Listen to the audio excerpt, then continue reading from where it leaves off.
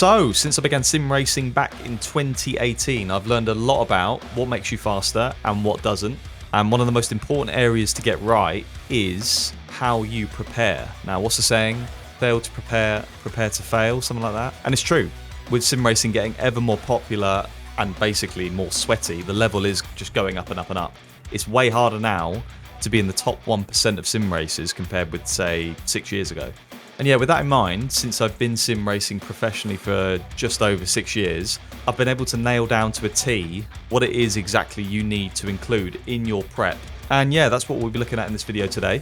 Because yeah, I've had quite a few messages and questions over the years. How do you prepare? How do you train for an upcoming race? So yeah, hopefully this video answers those questions. And yeah, the good thing is that it crosses over whatever sim you're playing. So whether it's iRacing, Assetto Corsa Competizione, Le Mans Ultimate, whatever it is, these steps in your preparation will help you no matter what you're playing. So using my experience as a professional sim racer, real racing driver and sim racing coach, here is how I would prepare for a sim race. Okay, so let's role play a minute. Let's pretend you've just signed up for a race, a really important race at the end of the week. You want to do really well in it. You want to get a good result. So in order to get the most out of that race, we're going to create a bit of a checklist in this video so you don't miss anything when preparing for this race. The first thing on that checklist is simple, and that is raw pace. Obviously on the exact game, car and track that the race is on. And if you can nail down the exact server conditions early on, ideally before you start any driving, even better. And yeah, when I say conditions, I mean absolutely everything. So air temperature, track grip level, wind speed, time of day, humidity, track wetness if it's going to be a wet race, and all the rest of the parameters as well, because there are more. And it's different game to game as well. But the point being, anything that contributes to the conditions of that server, try and mimic that in your own practice as soon as you find that info out. As yeah, it's going to help you build up that knowledge of what the race is going to be like, how it's going to feel, all those things. It's very important though to make sure that your server or your session or your lobby, whatever you want to call it, is static conditions, as this is going to help you assess whether you're improving or not. If you're running not static conditions, you're basically pissing in the wind, because server conditions fluctuate lap times so much. But yes, back to raw pace. I mean, it's basically hot lapping, right? So my personal preference was to go into a session, load a qualifying setup, and spend a couple of hours just lapping, getting my lap time as fast as possible. And yeah, on the topic of setups, if you literally had no setups available, setup shops are a lifesaver. They save you so much time getting the car in the right window, and yeah, just ensuring that you're not losing any time when it comes to the car setup. And in this initial bit of prep, in this first hour or two, just hot lapping, it's also a good time to get an initial feel of how the car wants to be driven or how it needs to be driven. So yeah, this is where you can experiment with things. You know, try braking early, try braking late, try driving without coasting, try a little bit of coasting, see what works, see what doesn't. And yeah, just try different driving techniques to see exactly what this car requires to unlock the lap time from it. Even go as far as experimenting with curbs and bumps and track limits and all these things. That these should all be figured out in the first hour or two of practice. Because yeah, experimenting's very important. You know, every game, every car, every track, it's all a bit different. So you need to try stuff just in case it works. This is also a good time, this period, to experiment with car setups. I know we've already touched on that, but what I mean by this is, although the setup shops save you a lot of work and a lot of time, it's always good to have a little tinker with the setup. Firstly, to see if you can find more lap time, but more importantly, to adjust the setup you've got underneath you to suit your driving. You know, things like brake bias, tyre pressures, wing level, the amount of steering range or steering lock you have. Again, it depends on the game you're playing, but it's always a good idea to have a little play around to see if you can get the car feeling a little bit more predictable and overall just getting you more comfortable behind the wheel. Okay, so at the minute on the checklist so far, we've got raw pace, conditions, car setup, and the next thing on that checklist would be the strategy. And yeah, depending on the race, this actually might not take that long. For example, if you're doing a 20-minute sprint race, there's not really too much strategy to it. All you need to do is get your fuel per lap figure, work out how much fuel you need, happy days. Yeah, over the years, I've been a bit lazy. I've always used an online fuel calculator. So the one I've used, I'll put in the description below. So if you need that, go and check that out. But yeah, if you wanted to go really hard on the prep, what you could do is physically do a full race stint to see the exact fuel figure that you'll need down to the nearest litre. I've got to admit, I never really do this anymore. I have done for really important esports races back in the past, but yeah, it's a serious commitment to go and get a fuel figure, do a whole race stint. However, if you do want to go down that route, it's also a good opportunity to make a few tweaks to the setup from qualifying to race, which is quite a normal thing, because in qualifying, obviously, you want to get the absolute maximum from the car over one lap. In the race, you probably need to save the tyres a little bit so you can prolong those tyres over the whole race stint.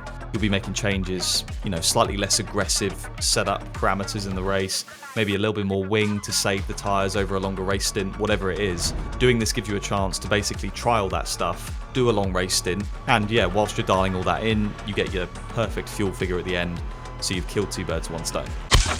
The key to that, Lois, is big rock, small birds. Because yeah, seeing what the tyre wear's like over a stint, seeing how the car balance shifts during a stint as well, this is all good stuff to know ahead of the actual race, because yeah, going in blind is never good. If your race is a bit more complicated than a 20-minute sprint race, then this part of the prep is even more important. Taking into account not only the fuel numbers, but what tyre strategy is optimal, what tyre compound's the best tyre compound for that race. Would fuel saving each stint be more optimal? To eke out an extra lap, would that be a faster strategy? Could the race be a one-stop? Could it be a two-stop? There's all these things to consider. And it's all right being super quick and super consistent on track, but if you're on the wrong strategy, you look like a fool, as I have done many times before from neglecting this part of the prep. Le Mans Ultimate's popping off at the minute, right? And I think one of the main things people love about it is the countless strategy options you can deploy during a race. I think it makes it super interesting, but it's hard to work out the optimal strategy. So, since taking the hypercars a bit more seriously on that game in recent months, I've been using a slightly more complex strategy calculator. Again, I'll link it down in the description below. If you guys think you'll find it useful, then go and check it out. But yeah, if you're not racing on Le Mans Ultimate and you're racing on another game, I'm sure there's other strategy calculators out there for you, or you could just manually do it in like a spreadsheet or something like that if you're an absolute mega mind. Alright, so after the strategy is sorted, the next thing I would practice would be pit stops. And yeah, you're practicing three areas here really. So the pit entry, the pit stop procedure itself, so stopping in the box, hitting your marks, and then yeah, the pit exit really. So losing as little time in the pit stop can save you seconds, as we all know. It's boring as hell to practice, as is quite a lot of the stuff in this video. It can be quite tedious to do all this stuff, but if you want to maximize your result, you have to do it. Once you're happy with your pit stops then, I would then turn your attention to the race starts. So I would do this offline against the AI and yeah, just get a feel for the start procedure really. Of course, it could be either a standing start or a rolling start, looking at things really like getting a feel for when the lights turn green. And yeah, I do this from a number of different grid positions as well, because you can't predict where you're going to qualify. So the smart thing to do is just cover a few bases and get a rough feel for the left side of the grid, the right side of the grid, being at the front, the middle, the back of the grid. And yeah, for sure, there's a lot you can learn by practicing the starts. If you're bogging down at the start, maybe you need to go down on the traction control. If you're wheel spinning, maybe you need to go up on the TC. What gear do you want to be in at the start? And yeah, because it's such an important phase of the race, it's important you do this. And yeah, all these questions can be answered by just spending 20-30 minutes practicing the starts. Okay, so this checklist is starting to build up now, but the next thing I would look at practicing would be traffic practice, or racecraft's probably a better word for it.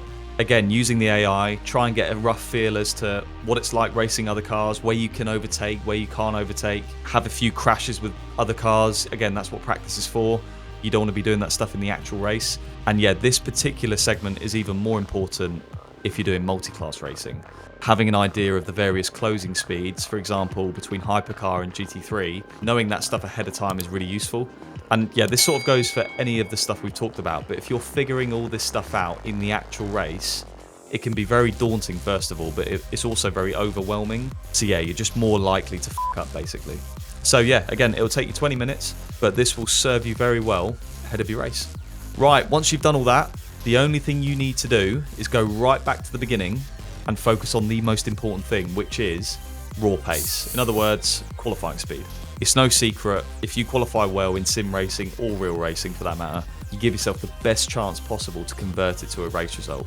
If you qualify near the back or even in the mid-pack, you lose so much time to the leaders first of all, before you've even got going in the race, and the risk of getting involved in an incident or a crash is so much higher. That's why I've always put such an emphasis on qualifying prep. So yeah, if you can go and improve on your raw pace a little bit, maybe improve on your personal best lap time by a couple of tenths, it will really serve you well. Also, get a feel for when you can leave the pit box in qualifying. So you really want to be leaving it as late as possible in most cases. In other words, you want to cross the start finish line just before the clock's about to hit 0 as you're about to start your final qualifying lap. Because yeah, you could take advantage of track evolution if that game simulates that. But yeah, then at this point, I think you're pretty much ready to go. The only thing I'd add would be on the day of the race, I'd do a little bit of a warm-up. Not much, 45 minutes to an hour, do some qualifying laps, do a race start, do some pit stops, maybe do a little bit of everything just to engage your brain. Plus, it gives you a great chance to check everything's working before the actual race. And yeah, at this point, you're pretty much sorted. So then overall, the checklist looks something like this. Raw pace, conditions, car setup, strategy, pit stops, race starts, traffic and racecraft, then raw pace again at the end. And yeah, all of these things are going to help you get your overall race time down, which is what it's all about. It's pretty simple. If your race time is lower than everyone else's, you're going to win the race, as Will Buxton would say. But yeah, there we go. That's how I would prepare for a sim race if I was taking it proper seriously. Even if it gives you a little bit more structure, that's great. I mean, I know so many people just sit there hot lapping aimlessly before a race, and then it doesn't quite go to plan in the actual race, and they sit there and go, well, why? Well, hopefully now this will help. As always, I hope you enjoyed the video. Give it a like and subscribe if you did, and I will catch you lot next time. Bye.